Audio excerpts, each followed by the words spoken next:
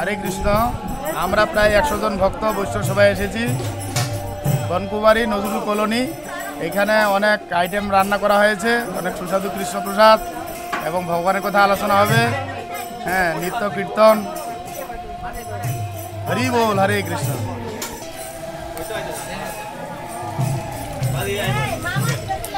ISKCON পক্ষ থেকে, Agartala ISKCON পক্ষ থেকে আমরা জানাই আন্তরিক শুভেচ্ছা ও অভিনন্দন।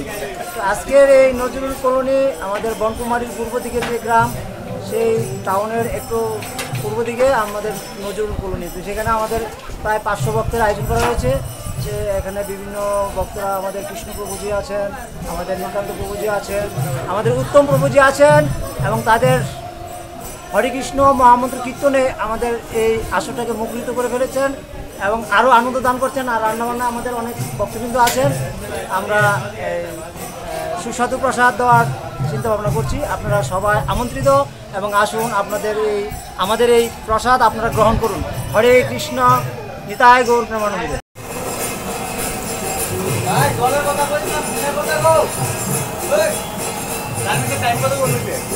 আমরা দুপুরে খাওয়ানো কয়টা? ঘুরে গেলে কয়টা?